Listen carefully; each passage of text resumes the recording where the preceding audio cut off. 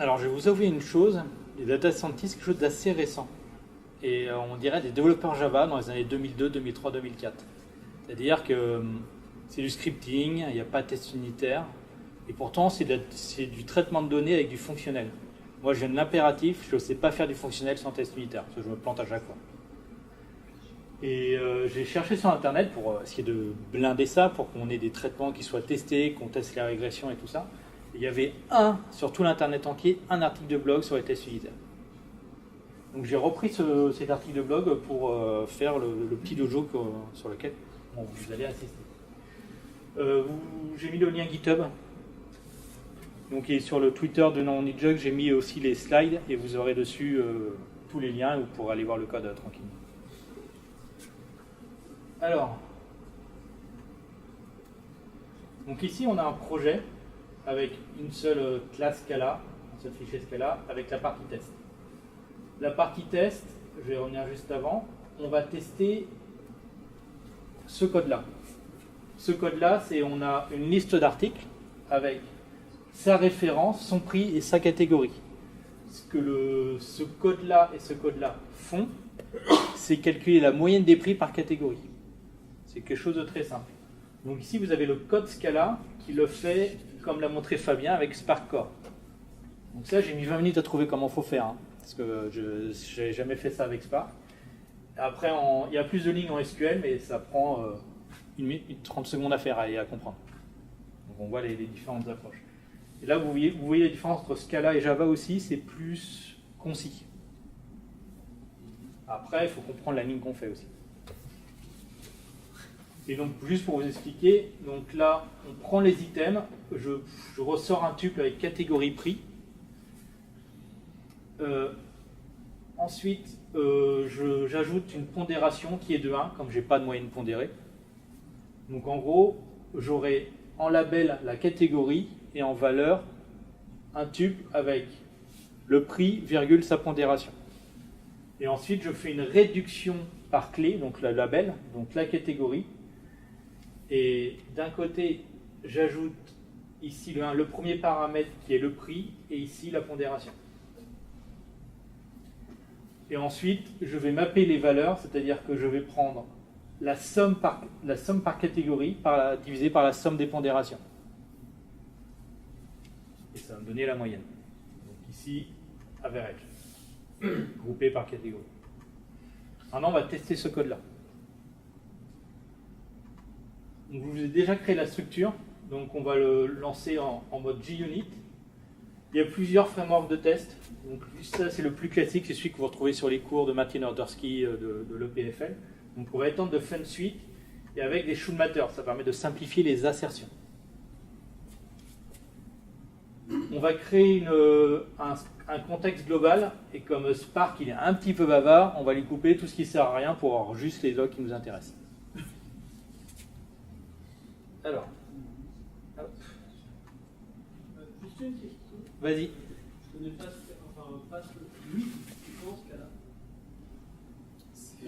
C'est correspond à un pied Implémente. C'est quoi l'interface? C'est juste pour changer. Après, c'est plus un décorateur, j'ai l'impression. Mais ça va t'ajouter, en gros, ça va t'ajouter des méthodes. En fait. C'est pour les traits, pour les interfaces. Ouais. C'est un peu le pendant de.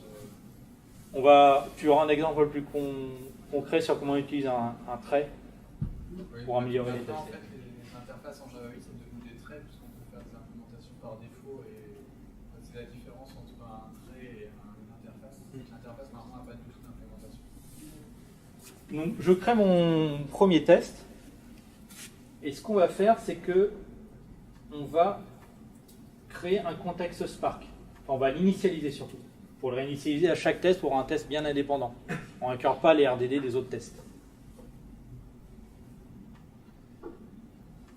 Et surtout, on va bien traiter la sortie. Hop, je mettrai une alcolote de trop. Maintenant, on va structurer ça en 3 parties. Je structure mes tests unitaires de la manière suivante. Je mets given mes données d'entrée. When mon action et on teste une seule action, une seule intention. Comme ça, quand le test il plante, on sait qu'il n'y a qu'une seule chose qui plante. et le then, mes assertions. Alors, dans le given, je vais initialiser des données. Donc là, je ne m'embête pas, je mets des données simples que je peux calculer de tête pour pouvoir faire des assertions simples. Donc, ce que je fais quoi? Je crée un RDD de l'objet item et dedans, je mets juste une liste. Et donc, j'ai mon produit, le prix, la catégorie. Mon produit, le prix, la catégorie. Donc, normalement, là, j'aurai une moyenne de 1 sur le Bordeaux et de mémoire de 0,67,5 sur la nourriture. Maintenant, on va tester une seule action. Donc, on va faire val, on va prendre un résultat. Donc, val, c'est une variable immutable en Java. De data process, point, et je vais prendre le process classique. OK. Dedans, je mets mes objets, parce que c'est comme ça que je définis. Et là, je fais mon collect. Il faut savoir que quand vous faites du Spark, vous pouvez faire plein d'actions, mais tant que vous ne faites pas un collect ou quelque chose ou un show, ça ne va pas exécuter. Ça va exécuter comme au niveau du collect. Donc c'est pour le niveau de debugging, il faut savoir le faire. En général, on fait du Spark Shell, on fait étape par étape. Et ensuite, je vais ici, je prends mon résultat.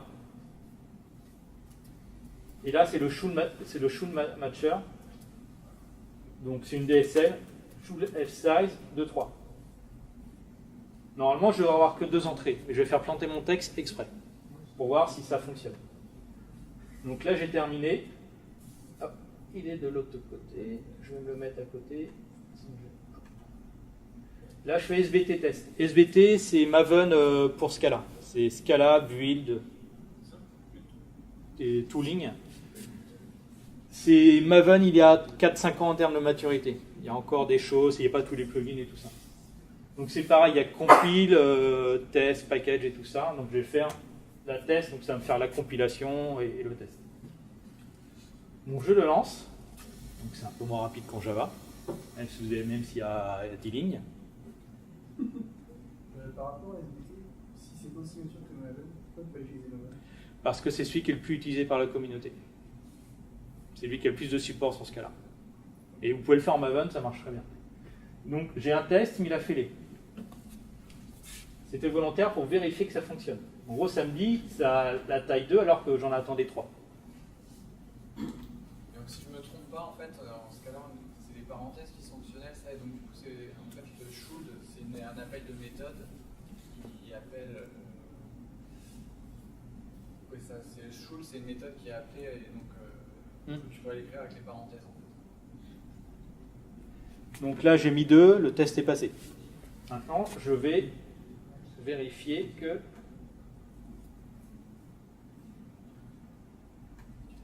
j'ai ajouté 2 assertions.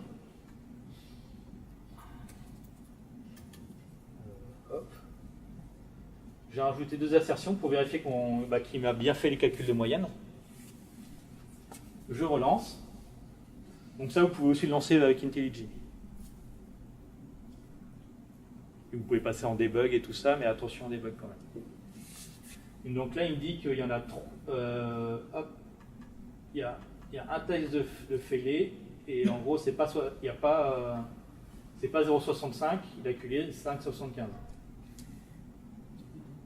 Et comme je suis feignant, je vais faire le calcul directement là, pour vérifier. C'est ce calcul qui est fait à la fin. Je le repasse. Et donc ça, vous pouvez le faire sur tous vos cas tests, comme vous le faites en programmation Java, PHP, .NET et tout ça. Et là, il n'y a pas de cluster AGFS, c'est juste lancé en mémoire. Donc ça tourne sur votre Jenkins sans problème. Maintenant, on va tester une deuxième partie. Hop. On va tester la partie SQL.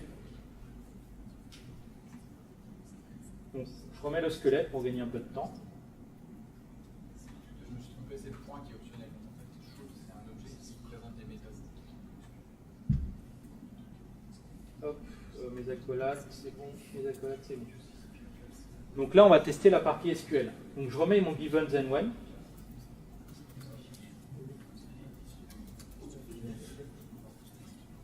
Ouais.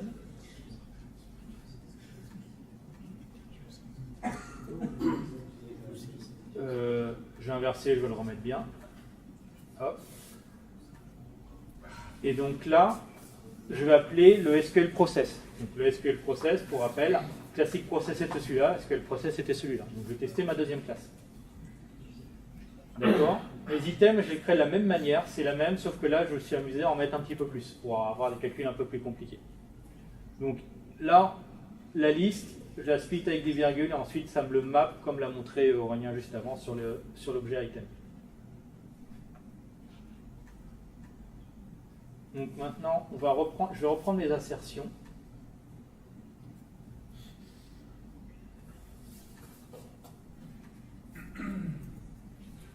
On va relancer ça. Donc, par contre, si je regarde ma classe, pendant que ça fait la compilation, ici, ça ne me sort pas la même chose. Ici, ça me sort un RDD de string et de double, de tube de catégorie prix. Là, ça me sort une data frame. Donc mes assertions, je ne vais pas pouvoir les faire pareil. Donc mon texte affilé, c'est lequel qui a fait à 16.3, 16.2. Je regarde.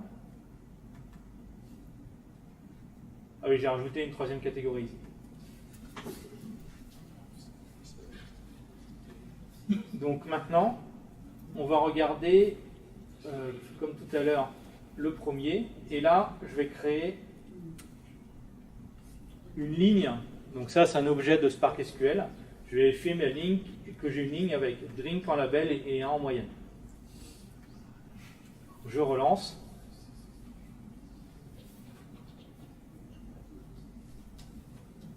Et ça va exécuter le test.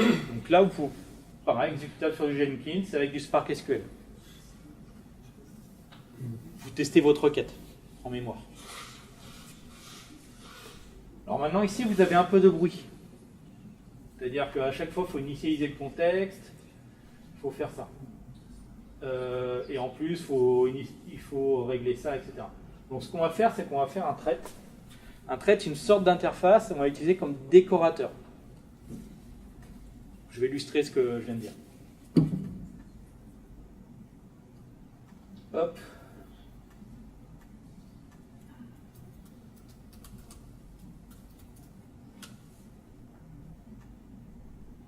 Donc je vais avoir mon Spark test utils. Hop.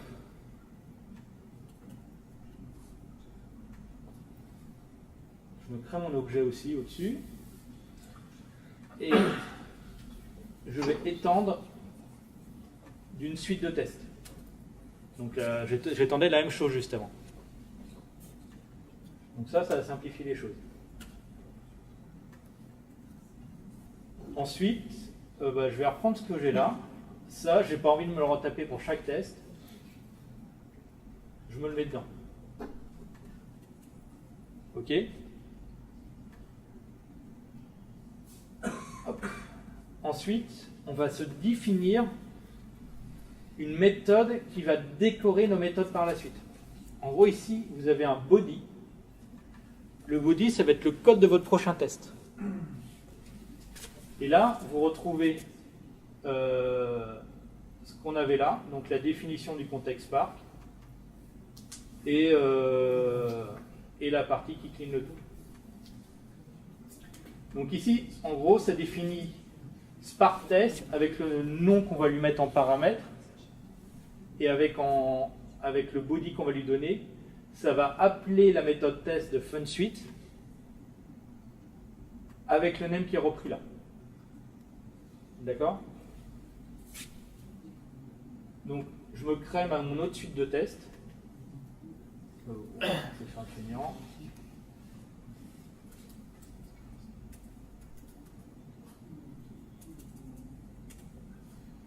Okay. Donc ça, je garde. Et au lieu d'extendre de FunSuite, je vais étendre de Spark test utils.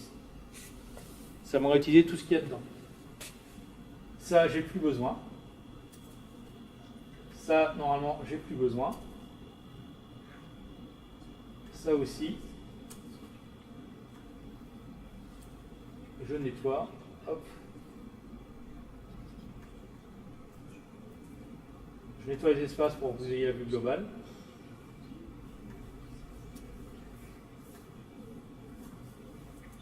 Voilà, donc on a supprimé le bruit du test. Maintenant, on n'a que ce qui nous intéresse dans le test, l'initialisation des données, l'actionnage et les assertions.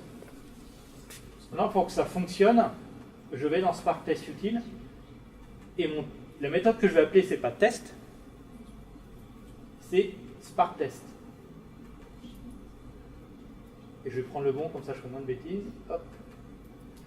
Vous pouvez utiliser test, mais dans test, vous n'aurez pas le Spark Context initialisé. Donc, vous pouvez mélanger des tests unitaires de classe sans Spark avec des tests avec Spark.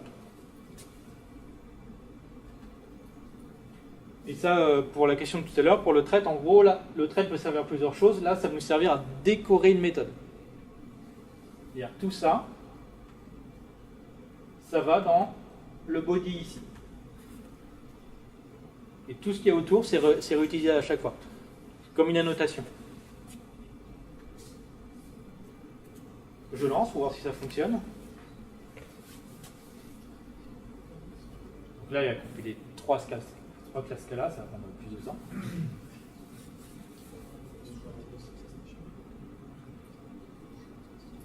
Donc là, il va donc tout me dérouler. Donc là, il me commence l'autre, et j'ai tout qui est passé. Donc là, vous gagnez en lisibilité en termes de test. Et vous allez pouvoir faire de l'intégration continue. Vérifier que quand quelqu'un change pour corriger un bug, ça ne pète pas un truc à côté. C'est à ça que ça sert les tests à la fin, à pas avoir des problèmes en production. Donc est-ce que vous avez des questions sur cette partie-là, avant de passer à la partie MLlib?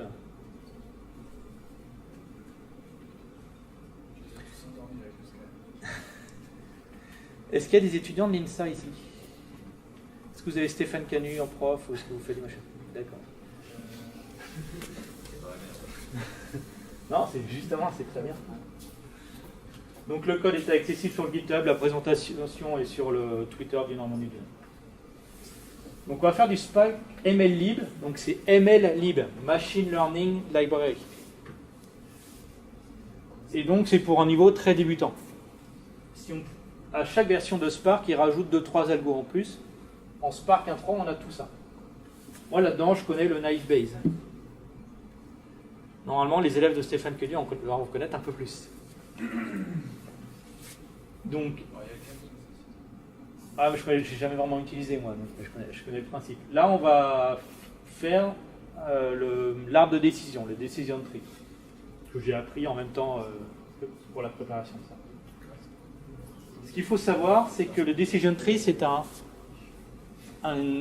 apprentissage artificiel supervisé.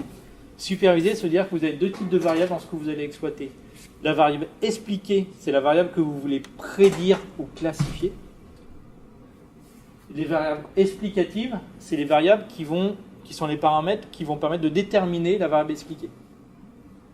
Et on dit supervisé parce qu'on a un jeu d'entraînement. C'est-à-dire que on envoie un jeu d'entraînement, c'est en gros, on a la réponse, la variable expliquée avec les paramètres, les variables explicatives. On va dérouler ça sur un jeu d'entraînement. Et ensuite, on prend le jeu de test où il n'y a que les variables explicatives.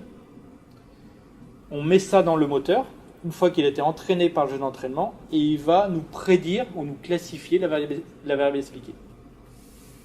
C'est clair pour tout le monde? Parce que sinon, on ne pourrait pas suivre la suite. Quand on fait du Spark MLlib, souvent, c'est 2-3 méthodes. C'est pas très compliqué, hein. Ce que je vais vous montrer, ça fait des lignes de code. Là, vous entraînez le modèle avec le train classifier, et ensuite, vous lui donnez des variables explicatives, et il va vous donner la prédiction.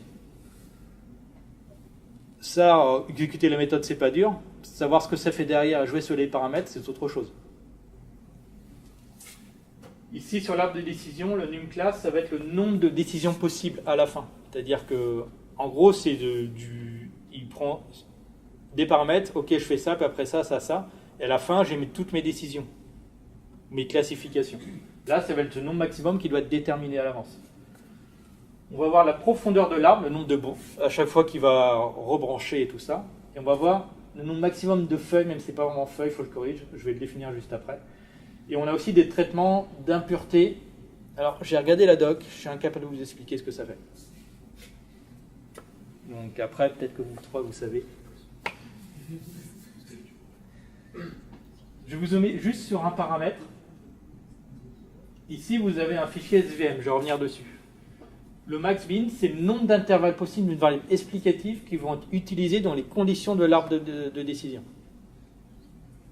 Par exemple, j'ai une variable d'une température entre moins 10 et 60 degrés. Si vous mettez un max-bin de 5, vous n'aurez que 5 intervalles, de moins 10 à 5, de 5 à 20, de 20 à 30. Et en gros, ça va être vos conditions pour changer de branche dans l'arbre.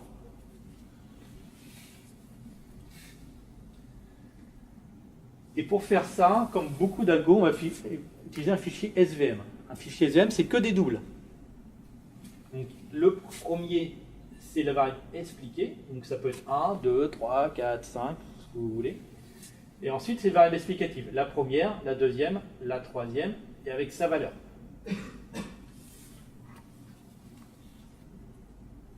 Donc on va faire un cas d'utilisation. On va prendre un Fitbit ou un téléphone, on va prendre les données d'accéléromètre pour savoir si la personne est en train de courir, de marcher, et tout ça.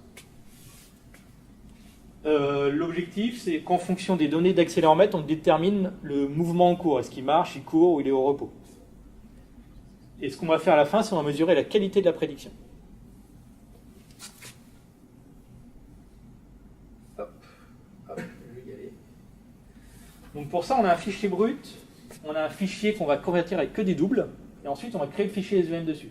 Donc ça, on ne va pas le faire là, on va faire que le dernier, on va passer du SVM à la prédiction. Donc pour bien vous expliquer la chose, là vous avez les données brutes. Là c'est la variable expliquée, donc il est debout, il est assis, etc. Et ensuite vous avez toutes les accélérations dans toutes les directions. Je ne pourrais pas tout vous expliquer.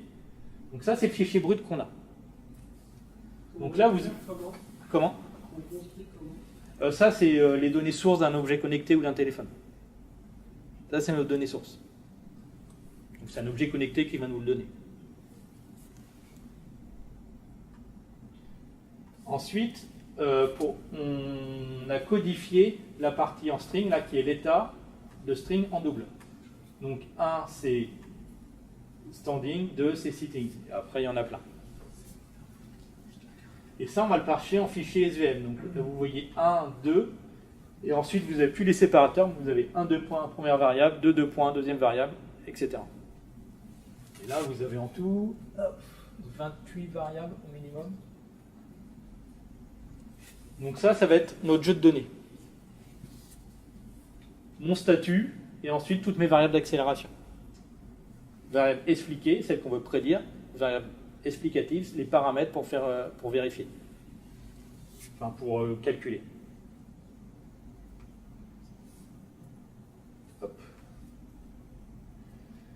Donc pareil, le code est disponible sur GitHub. Vous verrez, c'est pas très très beau. Hop, je ferme le premier projet.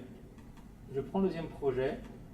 Donc là, je ne m'embête pas, j'ai juste fait un main où j'ai initialisé le contexte. Je prépare de l'autre côté. MLlib 2. Donc là, pareil, j'ai SVT, je vais faire mon SVT run derrière. Donc, je reprends mes petits. Donc, ce qu'on va faire au début, c'est qu'on va récupérer le fichier SVM. Donc, on a déjà des utilitaires qui sont là-dessus, sur lesquels on va pouvoir utiliser le SVM en natif. Donc, SVM, c'est mon fichier, hein, il est là. S'il s'appelait Toto, ça serait Toto ici. Hein. Et donc, si on l'ouvre, c'est celui que je vous ai montré. Donc, variable expliquée, et vous voyez 79 variables explicatives. pour l'exemple, il fait 4 mégas, donc ça fera des exécutions autour, sur cette machine-là autour de 10 à 20 secondes. Ok. Ensuite, on va exécuter ce que je vous ai montré tout à l'heure. Donc, on va entraîner le modèle. D'accord? Et ça, je vais définir différentes variables et on va jouer dessus pour voir le résultat. Donc ça, c'est le nombre d'étapes possibles à la fin. Donc ça, c'est l'algorithme de nettoyage. Ça, c'est la profondeur de l'arbre. Et là, c'est le nombre d'intervalles pour les décisions au niveau de chaque branche de l'arbre. Ensuite, je vais faire la prédiction. D'accord? Hop. J'ai vu que j'ai oublié les 3 morceaux avant. C'est quand même important. Donc, comme je vous l'ai dit, ici on a déjà des utilitaires tout faits. Donc là, ce qu'on fait, c'est que on prend notre jeu de données, on le divise en deux. 1 pour l'entraînement, 2 pour la prédiction. Donc ça prend aléatoirement 70% dans le premier lot, 30% dans le deuxième lot. Donc ça me divise ma liste en 2 listes. La première split 0, je le mets dans mes données d'entraînement. La deuxième split 1, donc celui-là, c'est avec mon jeu de test. Il faut vérifier si ça prédit bien. Donc là, j'entraîne. Ensuite, ici, je vais faire ma prédiction. Donc là, ce que ça va faire, ça va tourner sur les différentes entrées, que je ne me trompe pas. Tac, tac, tac. Ok, ça prend les données dessus. Et pour chaque ligne, ça va prédire point de features. Features, c'est le verbe explicatif. Ça va prédire la première ligne. Hop. Donc ça prend tout ça. Les features, c'est ça, c'est le verbe explicatif. Ça les met. Par rapport au modèle d'entraînement, ça va déterminer le premier caractère ici, la variable expliquée. Et ensuite, ça me retourne ça va faire une liste à la fin, où ça me donne la prédiction, donc ce qu'il a calculé automatiquement, et ici, ça me reprend le label d'origine.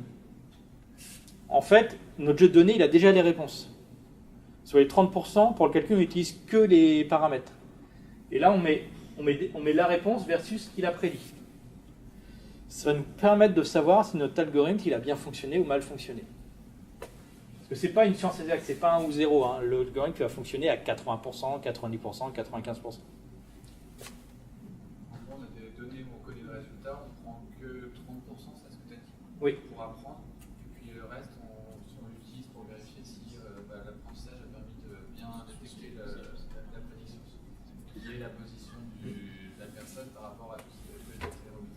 Et donc, pour finir, on va calculer la performance de notre algorithme. Ici, je prends cette variable-là, qui a une liste où le premier élément, c'est la réponse, et le deuxième élément, c'est la prédiction. Donc je lui dis, à chaque fois que la réponse et la prédiction sont différentes, tu me les gardes. Et tu me donnes le total de lignes que ça fait. D'accord? Et tu me les compares par rapport au nombre total de lignes dans les données de test. Donc en gros, s'il a réussi à en prédire 90 sur 100, la performance de l'algorithme, c'est 90%. Et ensuite, j'applique juste, j'imprime ça. Je vais faire un SBT run. Donc là, il fait compile, test, etc. Là, le but, c'est de valider que l'apprentissage fonctionne pour quand on aura des nouvelles données. On prédit bien en fait la position de. Mais du jeu sur les nouvelles données, c'est quand même un moment de dire oui, t'as bon ou t'as faux.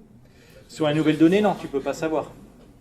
Tu connais pas c'est essayer de le prédire. Donc là, si vous regardez, il m'a dit j'ai un taux d'erreur de 8,2%. Là, j'ai 0,08%. Donc pour 91,8% des cas, il aura bon. Il y a toujours une marge d'erreur, hein. C'est pas magique. Maintenant, on va jouer un petit peu sur les paramètres.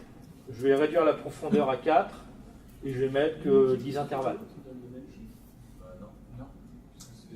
Ah, il prend pas les mêmes. C'est pas déterministe en fait. Il prend pas les mêmes 30% de données. Non, sinon c'est trop facile. Et même, il faut se méfier parce que des fois, on peut surentraîner l'algorithme. Ça fait qu'il va trop coller au jeu de données initial et il ne va pas accepter les nouveautés. Donc là, j'ai réduit les paramètres, donc ça va mettre moins de temps. Et on va regarder le résultat. Donc on avait 10 secondes tout à l'heure, je crois, de mémoire. Donc là, on est 11 secondes. Et là, on a 14% d'erreur. Donc après, vous pouvez dire, je vais monter les paramètres à fond.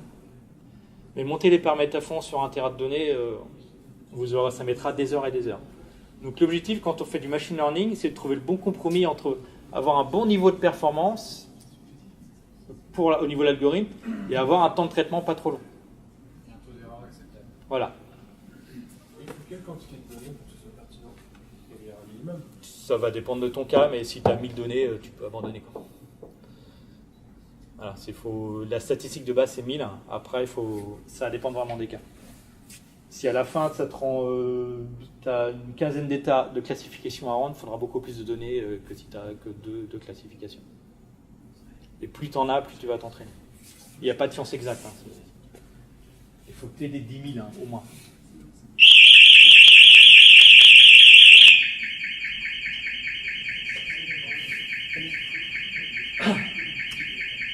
Après, j'ai pas testé si je mets 24 et 64 ici. J'en fais un dernier, après ça sera terminé. Et donc là, c'est juste une introduction à MLlib. En gros, en une méthode, vous vous entraînez, donc il faut préparer les données. Et deuxième méthode, vous tournez pour prédire. Après, le gros du travail, hein, c'est ce que je n'ai pas montré, c'est la préparation des données.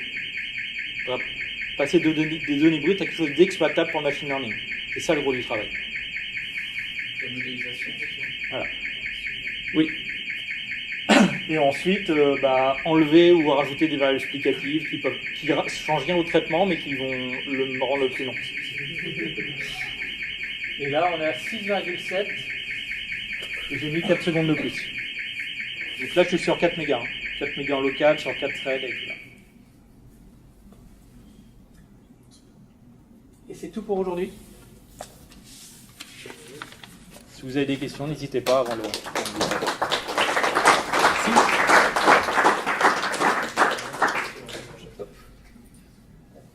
Et donc vous avez les GitHub sur les pages, je crois que tu me mets le lien en rien d'ailleurs. Donc vous voyez, il y a 10 lignes à tout casser. Hein. C'est du Scala, donc en Java ça en fait 30.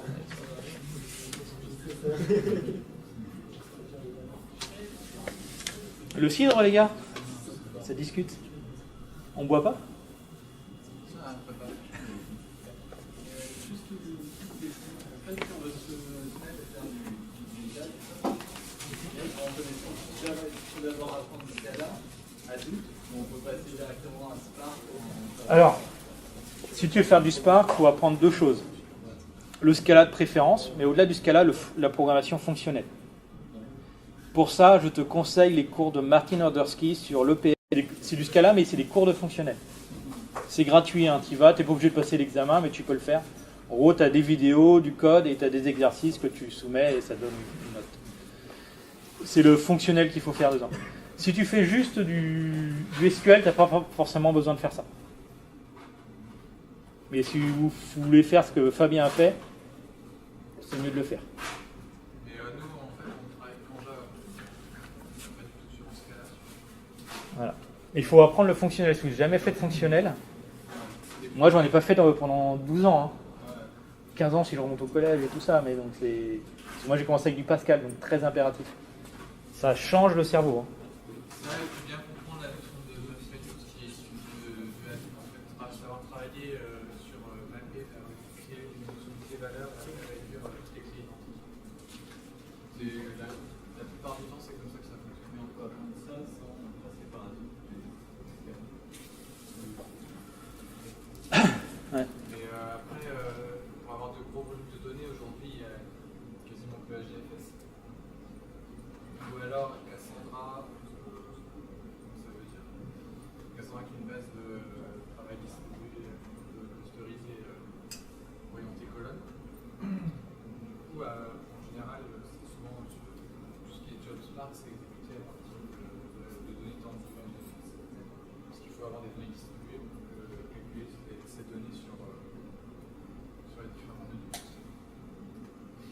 Donc si vous ne comprenez pas MapReduce, voici une illustration.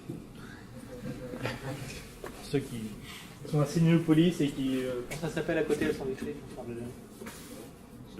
C'est le Subway, voilà.